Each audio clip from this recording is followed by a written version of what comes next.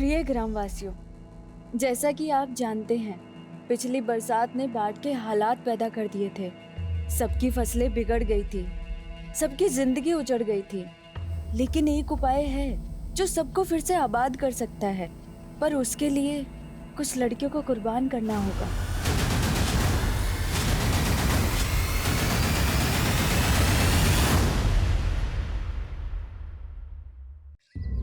हम ऐसे गांव में रहते हैं जहाँ दूर दूर तक सिर्फ जंगल है। लगता था जैसे पूरे देश से कटे कटे कहीं वीरानी में रहते हैं। हमने तो सोच लिया था पंख लगा के कहीं फुर हो जाएंगे, लेकिन एक गलत फैसले ने हमको आसमान से सीधा धरती पे ही गिरा दिया। चांदी सा बदन मिट्टी में मिला लियो तुम। हमको छोड़ के बहुत बड़ी गलती की हो तुम रेणुका। गलती तो तोरे पे भरोसा करके की हमने। तुम्हारे अंग अंग पे हम अपनी छाप छोड़े हैं। हमसे बड़ा ना कोई आशिक हुआ है, ना ही कोई बड़ा जालिम। छोड़ो मैं। तोरे साथ साथ तोरे पति को भी जला देगा।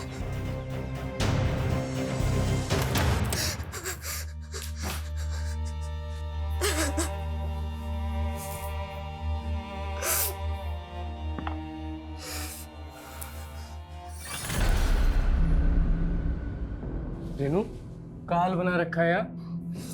का है? का हुआ? वो खेत से आए तो थक के आकर बैठ गए।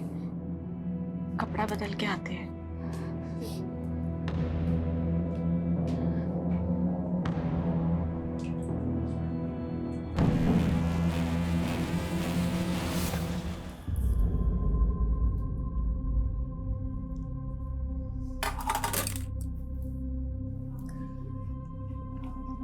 भाई वाह, कितना स्वादिष्ट खाना बनाई हो। ऐसा लग रहा है कि मसाले के साथ प्रेम का छौंका लगा दिया। खुल के मुस्कुरा भी नहीं रही हो। कोई बात है का? बोलो ना। राशन खत्म हो गया है। राशन? हाँ, और बनिया इस बार उधार नहीं देगा, बकाया है उसका। तुम इतना भी नहीं समझते का? मोहनवा मिला था ना, अब उसका नाम जुबान से निकल नहीं रहा है। वो हम आपको परेशान नहीं करना चाहते थे। परेशानी पहले कोनो कम है का? ऊपर से राशन, जेब में कौड़ी नहीं है। खाने पे काहे गुस्सा रहे हैं? तो किस पे गुस्सा है? अब नहीं जाता खाना वाना हमसे। परेशान मत हो दीदी, इस बार बारिश की वजह से जो फसल बिगड़ी है उसी से हताश है भैया, और कुछ नहीं। हताश तो हम भी गए हैं जीवन से मीनू। कभी कभी मन करता है कि जहर खा के हम खुद ही मर जाएं। दीदी ऐसा मत बोलो, सब ठीक हो जाएगा। अच्छा राशन खत्म हो गया ना, हम तुम्हारे जेठ जी से कह के मंगवा देंगे। नहीं नहीं मीनू, हम कुछ कर लेंगे। अरे माना कि हम उम्र में छोटे हैं, लेकिन रिश्ते में तो हम बड़े हुए, तो अब एक जेठानी अपनी देवरानी का ख्याल भी ना रखे।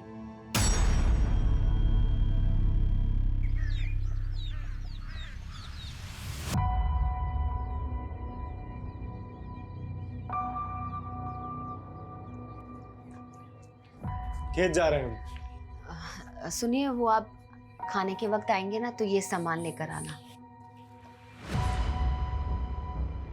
अरे ये तो हम परसों ही लेकर आए थे। वो रेणुका दीदी को इसकी जरूरत थी, और आप अपने छोटे भाई की हालत तो जानते हैं। रेनू मैं ये नहीं ला सकता हूँ। अरे अगर ये हम रेणुका के लिए लेकर आए ना तो अजय बुरा मान जाएगा, और वैसे भी तुम तो जानती हो हमें और रेणुका को लेकर पहले से ही अजय के मन में क्या चल रहा होता है। अरे कमलेश भैया, वो चौपाल पे पूरा गांव वालों को बुलाए मुखिया जी। का है? वो पूरा गांव वालों के नाम कोनो सामूहिक चिट्ठी आया है। सामूहिक चिट्ठी?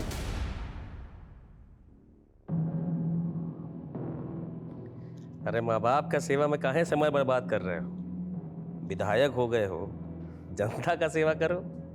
बाबा जी हम जो भी हैं आपके ही आशीर्वाद से हैं। हमको बेटे का भी थोड़ा फर्ज निभाने दीजिए ना। राकेश देखो ना, अब हमें इससे भी अच्छे से नहीं दिख रहा।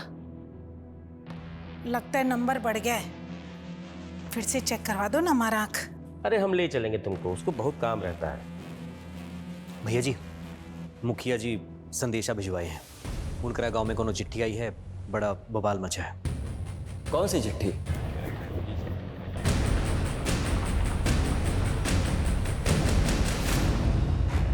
हो गया मुखिया जी? क्या है उस चिट्ठी में? चिट्ठी तो पोस्ट मास्टर कालू मिश्रा के नाम लिखी है और उसके नीचे लिखा है सामूहिक चिट्ठी। प्रिय ग्रामवासियों, जैसा कि आप जानते हैं, पिछली बरसात में बाढ़ की स्थिति पैदा हो गई थी। सबकी फसल बिगड़ गई और सबकी जिंदगी उजड़ गई। लेकिन एक उपाय है जिससे फिर से सबकी जिंदगी आबाद हो सकती है, पर उसके लिए आपको कुछ लड़कियों को कुर्बान करना पड़ेगा। ये क्या बात हो गई? क्या बोले जा रहे हैं? रुक जाइए, पहले इन्हें पढ़ने दीजिए। कल रात 12 बजे पहली लड़की को गांव की सीमा समाप्ति बोर्ड के पास छोड़ जाइए। फिर देखना अगले दिन से गांव के हालात बदलना शुरू हो जाएंगे। इसके लिए आप हर हफ्ते एक लड़की का इंतजाम कर दीजिए और बचा लीजिए गांव को, गांव का मसीहा। अरे कौन कर रहा है ऐसी मांग हमारी बहन बेटी के बारे में? अरे ये वही बाबा होगा जो बलि देना चाहता अरे था। जो भी है छोड़ेंगे नहीं उसे। देखिए देखिए, सुनिए, जिसने भी हमारे साथ ये गंदा मजाक किया है उसका हम पता लगा के रहेंगे। और रही बात फसल की, तो हम आपको आश्वासन देते हैं, इसके लिए हम सरकार से राहत राशि का मांग कर रहे हैं। लेकिन विधायक जी, आधे से ज्यादा परिवारों में एक वक्त का राशन भी नहीं है और जल्दी में अगर कुछ नहीं हुआ तो ये सब का भी यही हाल हो जाएगा। अरे चिंता काहे करते मुखिया जी? सरकार नहीं की तो हम है ना, हम अपना भंडार खोल देंगे। हम कल से ही सबको 5-5 किलो चावल दाल गेहूं देने का ऐलान करते हैं। तालियां! विधायक जी की विधायक जी की जय! विधायक जी की जय! विधायक जी की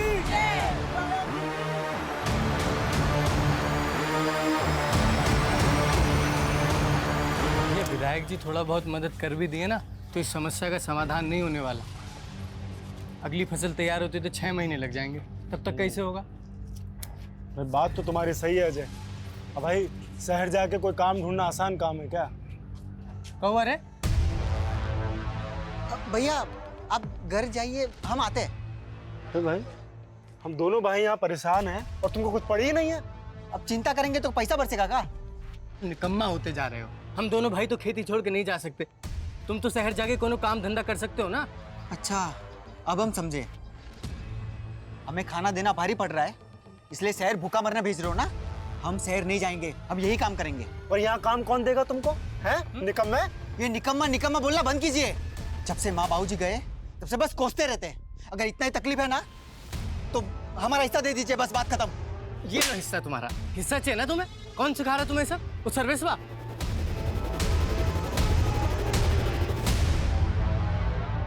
ये तुम्हारा विधायक भाई तो हाथ ही नहीं आ रहा है। क्या बोले थे तुम हमको? तुम्हारा भाई हमारे नए प्लांट के लिए हमें जमीन दिलवाएगा। कब दिलवाएगा? गांव वालों का मसीहा बन रहा है राकेश, इसलिए आपको जमीन नहीं दिलवा रहा। लेकिन आप चिंता मत करिए, हम है ना, आपको ये जमीन भी दिलवाएंगे और आपका प्लांट भी वहीं लगवाएंगे।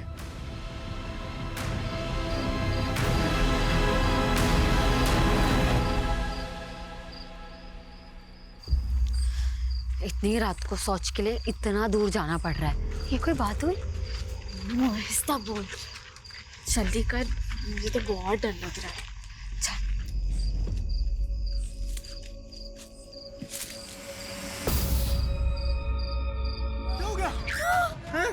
कैसे आ रहा है? ये रुको दीदी, मैं सोच जब भी जबरदस्ती हमारा अभी कौन लोग थे? हाँ, दीदी लोग मुंह में कुछ था।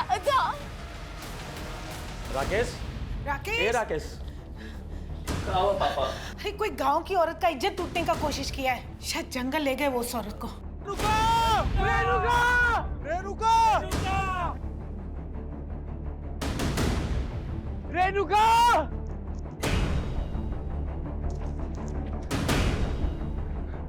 क्या हो गया? विधायक जी, हमारी बीवी और भाभी सोच के लिए आए थे। बीवी को भाभी बताए 3 लोग मुंह ढक के आए, हमारी बीवी को उठा के ले गए। हमें कुछ समझ नहीं आ रहा, पता नहीं हमारी बीवी के साथ क्या करेंगे। विधायक जी बचा लीजिए हमारी बीवी को। जिसने भी सब किया है उसको छोड़ेंगे नहीं, पर पहले अभी तुम्हारे बीवी को ढूंढना जरूरी है। चलो चलिए सब लोग, चलिए।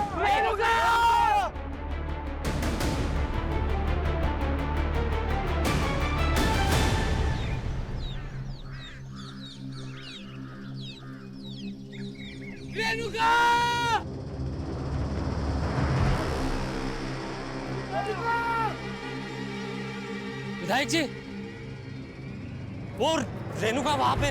चल चल चल चलो चलो।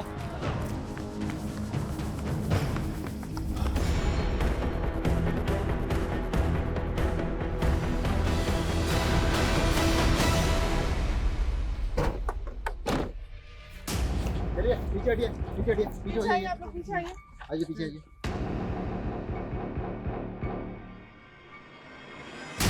देख के लग रहा है कि रेप भी हुआ है और इसकी जेठानी रात को शौच के लिए आ गई।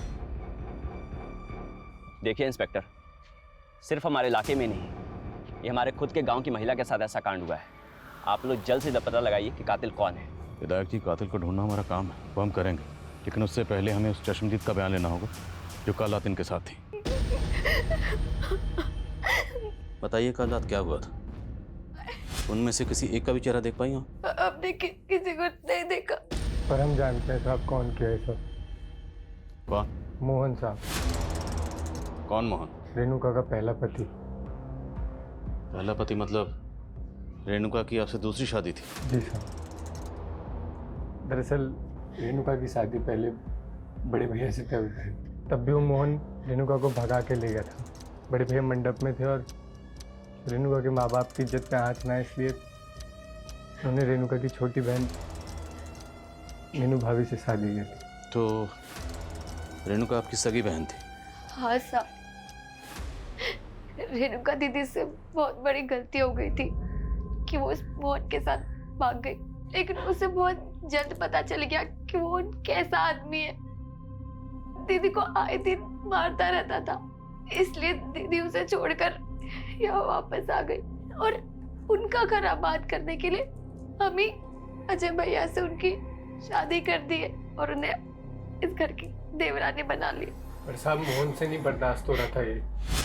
हमरे अलावा तो किसी और की नहीं हो सकती। चल छोड़ से, काट देंगे, बता रहे हम, मार देंगे। तू काटेगा? हाँ, हम काटेंगे। जो चीज हमारी नहीं हो सकती ना, वो किसी और की भी नहीं होगी, समझे? हमें तो भरोसा है साहब, मोहन नहीं किया है। हमारी बीवी है, जब मारे या पीटे। जैसे तूने अपनी पहली बीवी रेणुका को मार दिया। हाँ? रेणुका मर गई? मरी नहीं, तूने उसे मार दिया है। नहीं। तेरी तो थाने चल के उतारते हैं। ले चलो इसे। विनायक जी, वो रेणुका का लाश वहीं नजदीक में मिला जहां वो चिट्ठी भेजने वाला गांव का औरत को मिलने के लिए लिखा था। कहना क्या चाहते हैं आप? रेणुका को वहां जानबूझ के भेजा होगा। उसका पति और भैंसुर तो कह रहे हैं कि वो अपना गोतनी के साथ शौच के लिए बाहर गया था। हाँ मास्टर जी, हम आपको कहे थे चिट्ठी के बारे में पता करने के लिए, पता किए? चिट्ठी पर संतो डाक खाने का मुहर था, वहीं से किसी ने भेजा होगा, लेकिन ये बात पता करना मुश्किल है कि उसको भेजने वाला कौन होगा। संतो गांव।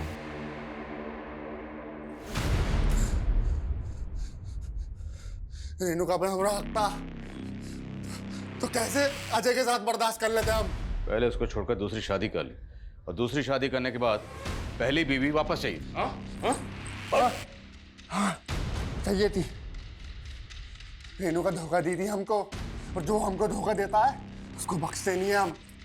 इसलिए रेणुका को मार दिया? हाँ, मार दिए। मारने से पहले उसके साथ रेप भी किया था? हाँ किया होंगे शायद, हम बहुत ना सहमत है। अब ये बताओ, तेरे साथ दो लोग और कौन थे? कौन दो लोग? वही दो लोग जिनके साथ मिलकर तूने रेणुका का रेप और मर्डर किया। अरे हम खुद थे अकेले। बता दो ये सब कुछ जो बताना था। ये इसने मानेगा, इसको उल्टा लटकाओ और तब तक उसको उधेड़ते रहो जब तक उन दो लोगों का नाम ना बताए। कौन दो लोग? अरे कौन दो लोग? रेणुका की बहन मीनू ने बताया था कि उन पर हमला करने वाले 3 लोग थे, पर ये मोहन, ये तो अपने अलावा किसी और का नाम ही नहीं ले रहा। लगता है इस मोहन का नशा अभी तक उतरा नहीं है सर। इसकी एक बार और धुलाई होगी ना तो ये बाकी 2 नाम भी उगल देगा। हालांकि वो साफ साफ कबूल कर रहा है कि उसी ने किया, पर मुझे उसकी बात पर यकीन नहीं हो रहा। लेकिन सर उसने ये कबूल तो किया है कि रेणुका को उसी ने मारा है। हाँ, लेकिन अगर कोर्ट में जाके मुकर गया तो? उसका बयान गवाहों के बयान से मैच नहीं हुआ तो? कोर्ट में उसे पेश करने से पहले हमारे पास कंक्लूसिव एविडेंस का होना जरूरी है। सर रेणुका की प्रिलिमिनरी पोस्टमार्टम रिपोर्ट के हिसाब से ये तो क्लियर कि उसका रेप हुआ है, लेकिन उसकी बॉडी पे कहीं भी नहीं मिले। हो सकता है कि रेपिस्ट ने कॉन्डोम यूज किया। अगर ये कांड वाकई मोहन ने किया है तो बाकी 2 लोग कौन थे जिन्हें ये बचाने की कोशिश कर? सर गांव वालों से एक अजीब सी बात पता चली है। रेणुका की हत्या के कुछ दिन पहले गांव में एक चिट्ठी आई थी और सर वो चिट्ठी गांव के सभी लोगों के लिए थी। कैसी चिट्ठी? अरे विवेक, तुम कब आए शहर से? बस अभी आए भैया। तिवारी जी, ये दोबारा आपसे मिलने की जिद कर रहे थे तो हमने सोचा बुला ले। बैठो। हम चाय भिजवाते हैं। देखिए, हम आप लोगों को पहले ही क्लियर कर दिए थे। देखिए राकेश जी, अगर ये प्लांट पहले बना होता तो आज गांव के लोग उसमें काम कर रहे होते, और फसल क्या बिगड़ गई, सब भूखे मर रहे हैं। देखिए, गांव में पहले एक मौत हुई है, हम बहुत डिस्टर्ब्ड हैं। आप लोग जाइए अभी। भैया एक मिनट, मेरी बात तो सुनिए। भैया देखिए, ये ना सबसे अच्छा मौका है। सारे गांव के लोग भूखमरी से परेशान हैं और गांव में अभी भी एक मौत भी हुई है। सबका ध्यान वहाँ भटका है। आप ना इनको प्लान के लिए अप्रूवल दे दीजिए। इसमें हम सबका फायदा है, आपका हमारा सबका फायदा है इसमें। बस कर विवेक, हम अपने फायदे के लिए गांव वालों को धोखा दे दे। और सुनो, अगर तुम दोबारा इनको यहाँ लेकर आए ना तो हमसे बुरा कोई नहीं होगा। जाओ चुपचाप चाय पिलाओ और निकालो यहाँ से।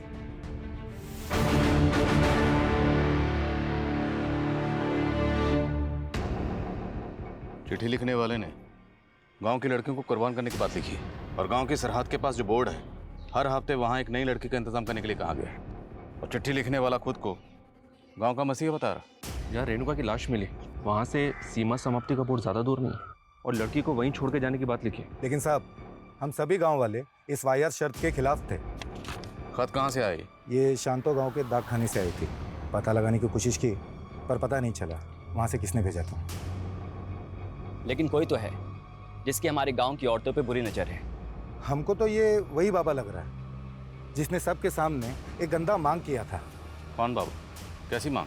साहब, फसल खराब होने की वजह से गांव वाले भूखे मर रहे थे, तब ये बाबा यहाँ आया था। बड़ी चमत्कारी बातें कर रहा था। बाबा जी, आप कहाँ से आ रहे हैं? आपके लिए भोजन पानी का प्रबंध करें? बच्चा, यहाँ तो भूखमरी फैली हुई, इतने लोग भूखे पेट सो रहे हैं। हम यहाँ भोजन नहीं करेंगे, हमसे ये पीड़ा देखी नहीं जा रही। बाबा जी, इस पीड़ा का कोई उपाय है? क्यों नहीं, इसलिए तो यहाँ आए। कैसा उपाय बाबा जी? पूजा करना होगा, और इस पूजा में एक इंसान की बलि देनी होगी। जानते भी हैं आप लोग, बलि देना कानूनन जुर्म है। और आप लोग चिंता काहे कर रहे हैं? इस समस्या का समाधान हम मिलकर निकाल लेंगे। और रही बात गांव की, तो हम गांव के लिए ज़्यादा से ज़्यादा चंदा इकट्ठा करेंगे। बस आप लोग इस अंधविश्वास में मत पड़िए। विधायक जी सही बोले थे, इसीलिए हम सब उस बाबा की बातों में नहीं आए। एक बाबा गांव में आया और वो बलि देने की बात कर रहा था। आप दोनों जिम्मेदार ओहदों पर हैं, सरपंच, विधायक। आपको पुलिस को इतला करनी चाहिए थी। कौन था वो बाबा? कहाँ से आया था? मालूम नहीं साहब। आपने उसकी शक्ल तो देखी होगी, चेहरा याद होगा उसको? जी साहब, याद है। स्केच बनवा सकते हैं? बिल्कुल सर, इस बाबा की तलाश तो करते हैं, पर मुझे ऐसा लग रहा है कि उस खत को रेणुका के मर्डर से जोड़ के देखना ठीक नहीं है। मोहन तो पहले कबूल कर चुका है। अगर ये मोहन ने किया है तो बाकी दो लोगों का नाम क्यों नहीं होता? क्योंकि मीनू कह रही थी कि वो 3 लोग थे, तो बाकी 2 लोग कौन थे? मीनू, हम मोहन के लिए ना कमलेश जी जैसे इंसान को धोखा दिए थे, और तुम बोल रही हो कि हम उसके छोटे भाई के साथ शादी कर लें। दीदी, हमें तुम्हारी चिंता है। अब तो हमारे माँ बाप जी भी नहीं रहे, और तुम ऐसे अकेले रहोगी तो वो मोहन तुम्हारा जीना मुश्किल कर देगा। और कमलेश जी को भी हमने मना लिया है, वो जानते हैं कि वो मोहन ही गलत था। वो लोग तो तुम्हें एक दूसरा मौका देना चाहते हैं।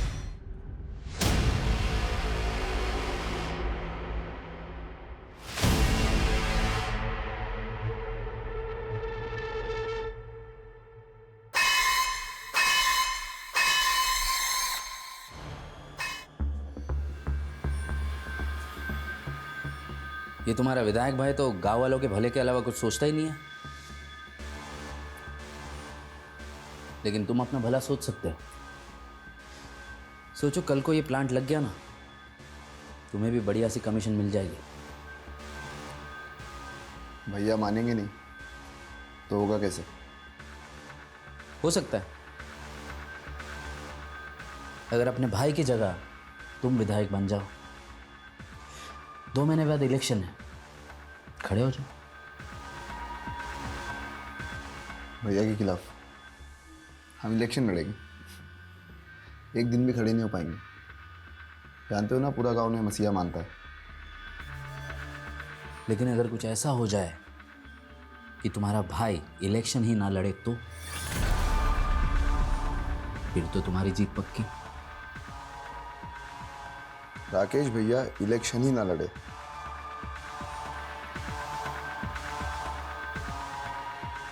ऐसा तो सिर्फ एक ही सूरत में हो सकता है।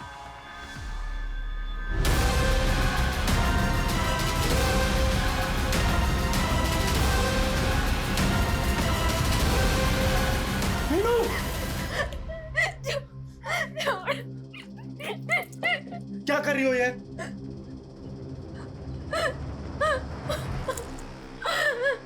रेणुका दीदी के माथे में बिल्कुल अच्छा नहीं लगता।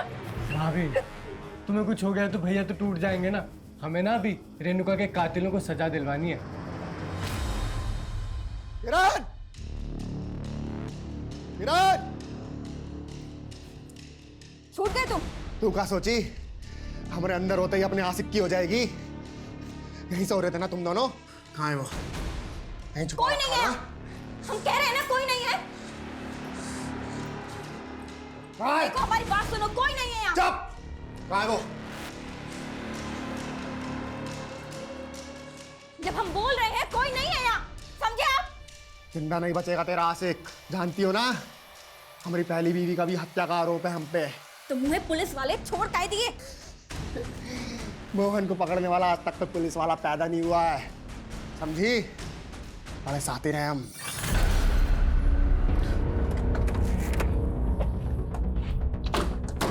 मुझे इसी बात का डर था कि कहीं कोर्ट में जाके मोहन अपने बयान से मुकर ना जाए। वही हुआ ना, मुकर गया ना।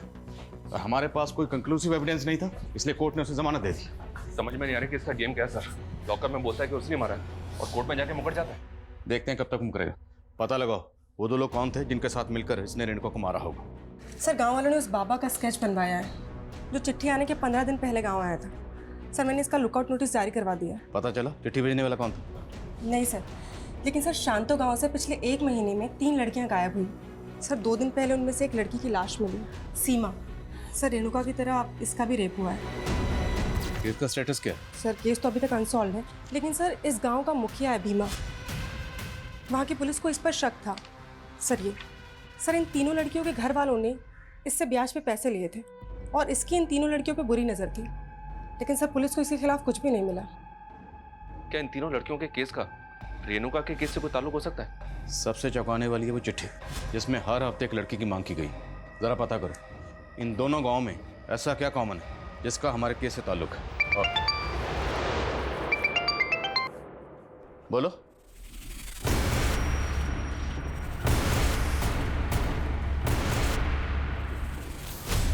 शायद मारकर फेंका नहीं गया, यहीं मारा गया। कौन मारा है हमारे विधायक जी को? हाँ बताइए, कौन मारा है? किसने मारा है? छोड़ेंगे नहीं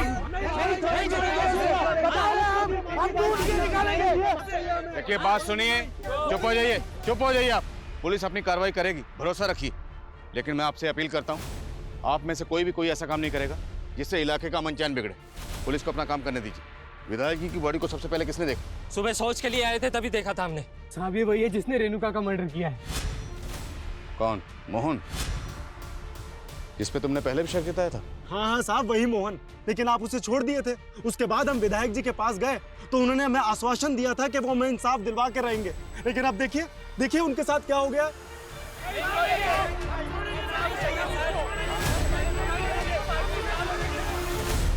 संभालिए अपने। हम समझते हैं आप पे क्या गुजर रही है। विधायक जी की मौत से पूरे इलाके के लोग सख्ते में नहीं बल्कि सदमे में हैं। पर हमें विधायक जी की लाश बाहर जंगल में मिली। कल माधव के साथ शहर गए थे। पापा, शहर में हमारा सिंचाई विभाग के अधिकारियों के साथ मीटिंग है। वो हम यहाँ एक नहर निकलवाना चाहते हैं ताकि बरसात का पानी ऐसे तबाही मचाने से पहले सिंचाई में काम आ जाए। शहर में देरी हो गया था तो माधव का फोन आया था। वो बोला कि अब रात को नहीं सुबह ही लौटेंगे। और माधव कहाँ? सर माधव का कुछ पता नहीं चल रहा, और हम उसके घर गए थे तो हमने देखा कि माधव के घर के बाहर राकेश भैया की गाड़ी खड़ी है, लेकिन वहाँ पे माधव नहीं था। तो माधव रहता कहाँ? जो गांव के बाहर कनाल है उसकी के पास में उसका घर और खेत है।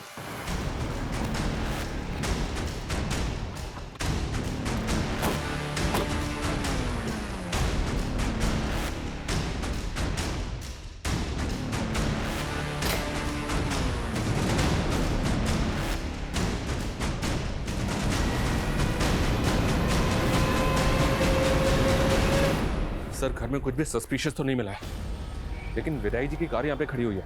इसका मतलब ये है कि विधायक जी रात में यहाँ जरूर आए होंगे। माधव विधायक राकेश का राइट हैंड है। अगर उसने ये किया है तो किस मकसद से? Excuse me sir. हाँ बोलो। ठीक है हम आ रहे हैं। सर राकेश की जिस जगह पे लाश मिली थी उस जगह के पास में ही माधव की बाइक मिली है।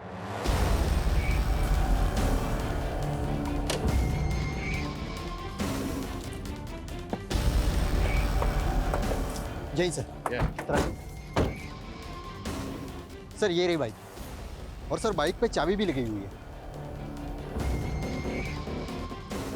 तो क्या विधायक जी ने अपनी कार माधव के घर पे खड़ी की और माधव की बाइक से यहाँ पर आए, या फिर माधव उन्हें यहाँ लेके आया? पर शर्मा सवाल ये है कि अगर माधव इस कांड में शामिल है तो अपनी बाइक यहाँ छोड़कर क्यों जाएगा?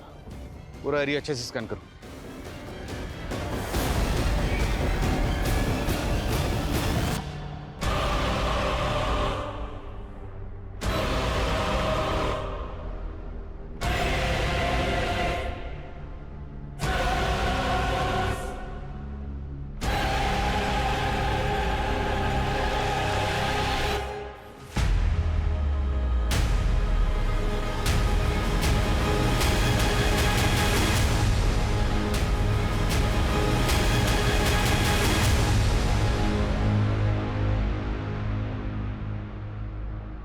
सर राकेश और माधव के फोन कल एक ही साथ बंद हुए थे। माधव को आखिरी कॉल गांव के एक पीसीओ से ही आया था। अब ये पता नहीं चल रहा है कि ये कॉल उसे किसने किया होगा। रेणुका के रेप और मर्डर के 5 दिन बाद विधायक राकेश का भी कत्ल हो गया। क्या ये दोनों केसेस आपस में कनेक्टेड हैं? इस मोहन की क्या खबर है? मोहन का भी चौकन्ना है सर, घर से बाहर ही नहीं निकल रहा है।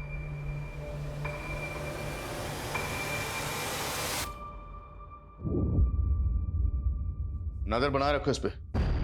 रेणुका मर्डर केस में ये हमारा प्राइम सस्पेक्ट है। लेकिन सर शंतो गांव जहां से चिट्ठी आई थी उसी क्षेत्र का विधायक है राकेश, और उस गांव से इसे सबसे कम वोट मिले थे। सर लोग कह रहे थे कि भीमा ने इसे वोट देने से मना किया था। और 2 महीने बाद चुनाव भी है। सर कहीं राकेश की मौत के पीछे कोई पॉलिटिकल एंगल तो नहीं? पर हमें यह नहीं भूलना चाहिए कि शंतो गांव से 3 लड़कियां गायब हुई थी, जिनमें से सीमा नाम की लड़की की लाश मिली थी। और इन तीनों केसेस का प्राइम सस्पेक्ट ये मुखिया भीमा ही है।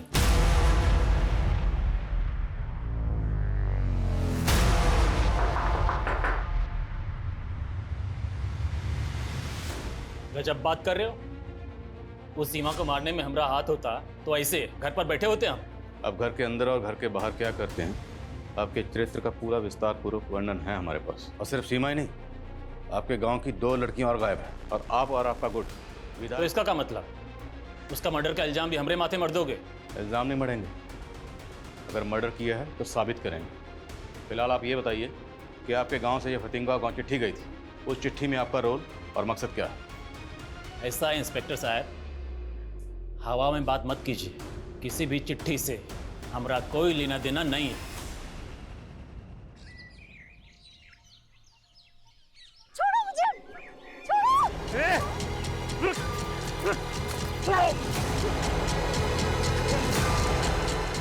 विनोद,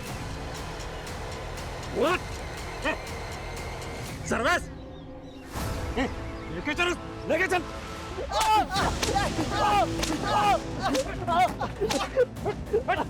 देखिए साहब, ये रेणुका का देवर और उसका दोस्त क्या हरकत किए हैं। हमें तो लगता है विनोद ही अपनी भाभी के साथ रेप करके मर्डर किए हैं। आपको क्या लगता है उससे फर्क नहीं पड़ता? कानून को अपने हाथ में मत लीजिए। आप क्या बोल रहे हो? हमने कुछ नहीं किया साहब, हम सच कह रहे हैं। भैया भैया प्लीज हमें बता लीजिए, हमने कुछ नहीं किया सच में। शर्मा खोलो इन।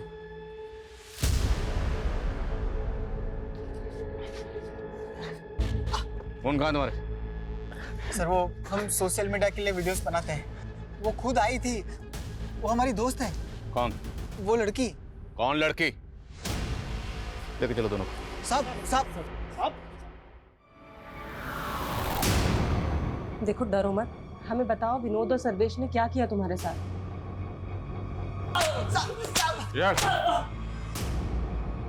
साहब हमने आपको कहा था ना, वो हमारी दोस्त थी। उस लड़की ने तुझे बचा लिया, और तुम दोनों के मोबाइल में ये तेरी भाभी रेणुका का वीडियो क्या कर रहा है? ये तो हमें विनोद ने दिया था। साहब गलती हो गई थी, भटक गए थे जो इनका वीडियो बना लिए। अपनी भाभी के साथ रेप और मर्डर किया इसके साथ मिलकर, और तुम लोग ये बताओ और तीसरा कौन था तुम दोनों के साथ? नहीं साहब, हमने कुछ नहीं किया साहब। उठो इनको।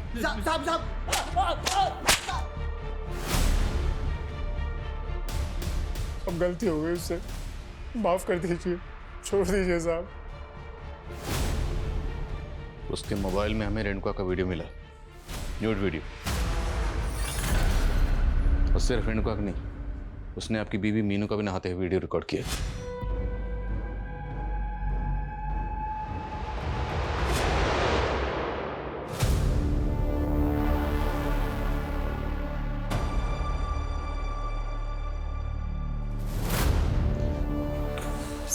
खबरियों से बाबा परंतु की लीड मिली।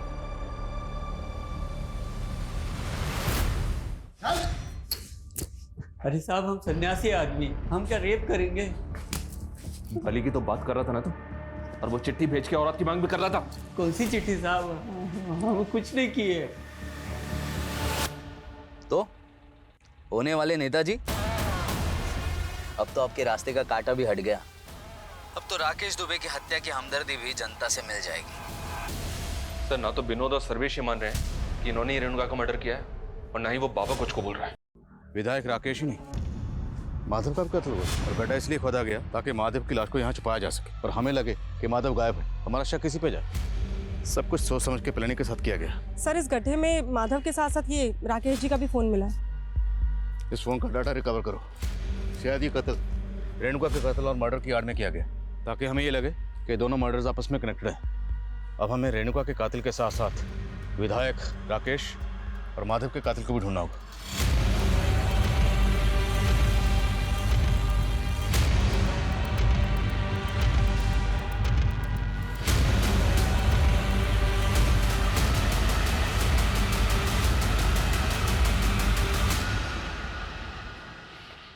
सर, कम इन।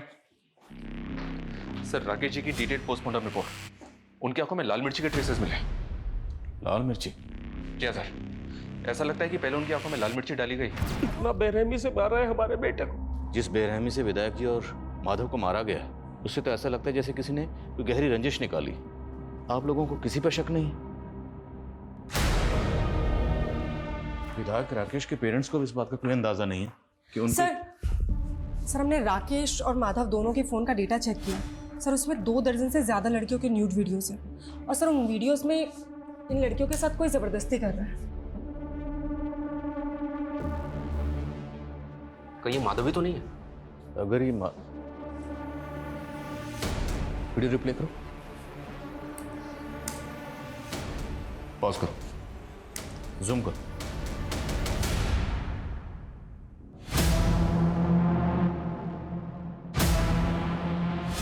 माधव का घर, मतलब ये सारे कांड माधव के घर में हो रहे थे। शर्मा, माधव के घर को एक बार अच्छे से स्कैन करो और पता लगाओ वीडियो में जो बाकी लड़कियां हैं वो कौन है। सर, ये लड़कियां फतिंगवा गांव की लग रही हैं, क्योंकि सर इसमें से एक वीडियो मीनू का भी है।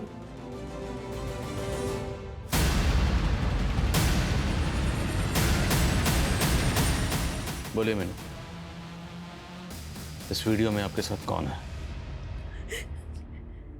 साहब, सारी फसल खराब हो गई थी, भूखे मरने की नौबत आ गई थी। हम तो बस उसके पास मदद लेने गए थे। देखो मीनू, हम तुमको बचपन से जानते हैं, तुम हमारे साथ पढ़ी भी हो। चिंता मत करो, हम तुम्हारे पति की नौकरी शहर में लगवा देंगे। बहुत बहुत शुक्रिया विधायक जी। अरे शुक्रिया किस बात का, तुम दोस्त हो हमारी। जब हम 20 साल के थे ना, तब तुम्हारे साथ सोने का सपना देखते थे। हमारे साथ सोगी ना, सपना पूरा करोगी ना? ना उसने हमारे पति को काम पर लगाया, बस हमारे मुंह पर 500-600 फेंक देता था। रेणुका के साथ भी ऐसा करता था? नहीं साहब, दीदी ने हमें ऐसा कुछ तो कभी नहीं बताया। रेणुका पे जिन लोगों ने हमला किया था वो 3 लोग ही थे। हाँ साहब।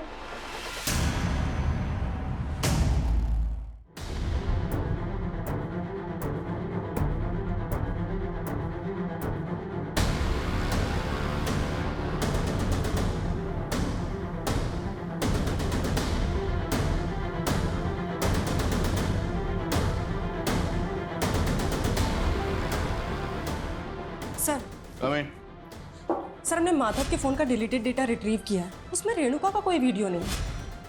लड़कियों को मोलेस्ट करते थे, इतना तो साफ है कि सीमा का रेप और मर्डर इन दोनों ने किया होगा, पर रेणुका का रेप और मर्डर किसने किया? और अब ये राकेश और माधव, इन दोनों को मारने वाला कौन होगा? Sir coming. सब फॉरेंसिक को माधव के घर में ब्लड ट्रेसेस मिले जो मिटा दिए गए थे, और ये ब्लड ट्रेसेस रेणुका के ब्लड से मैच कर रहे हैं। तो मतलब रेणुका का मर्डर माधव के घर में ही हुआ होगा। और मीनू ने तो हमें कुछ और ही कहा था। मीनू तुम अकेली लड़की नहीं थी जिसको राकेश ने मोलेस्ट किया था। इस गांव की 1 दर्जन से ज्यादा औरतों को उसने मोलेस्ट किया, और हमने उन सबसे बात की। पता उन्होंने हमें क्या बताया? कि जब भी राकेश के सामने खुद को बख्शने के लिए गुहार लगाती थी तो राकेश उनके सामने एक शर्त रखता था। वो शर्त क्या थी? कि अगर वो खुद को बचाना चाहती हैं तो उन्हें अपनी जगह किसी दूसरी लड़की को लाना होगा, अदला बदली। उसने ये शर्त तुम्हारे सामने भी रखी हो। अब ये बताओ कि वो 2 लोग कौन थे जिनके साथ मिलकर तुमने ये किया?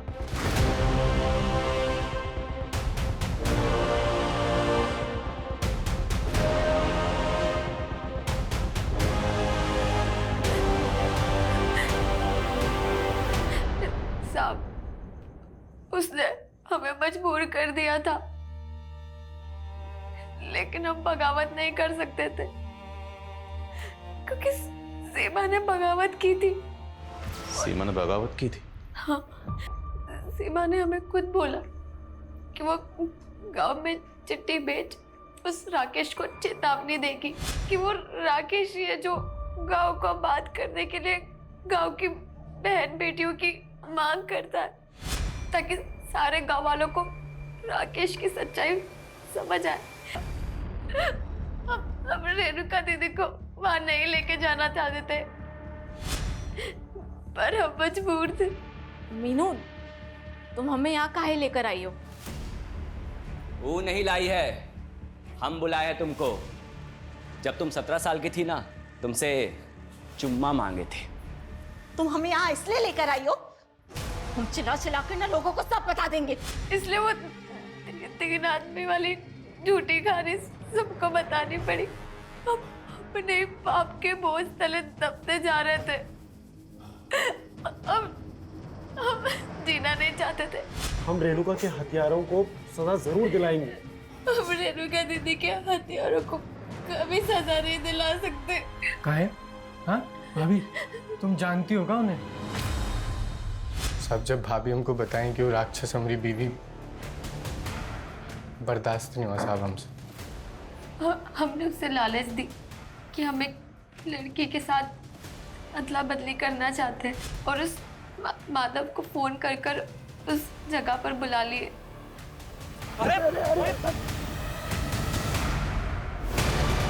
हमने जो भी किया अपने घर की औरतों की इज्जत के लिए किया।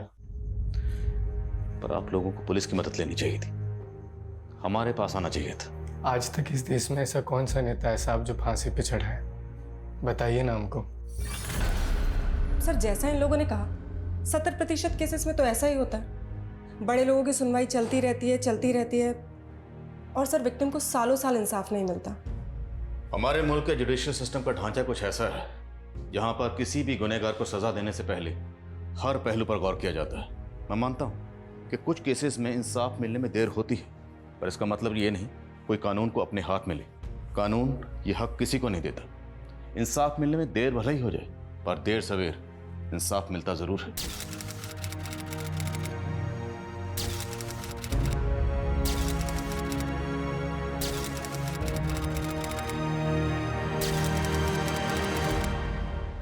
क्राइम पेट्रोल्स के और भी दिलचस्प कहानी देखने के लिए हमारे चैनल को सब्सक्राइब करें और बेल आइकॉन दबाना न भूलें।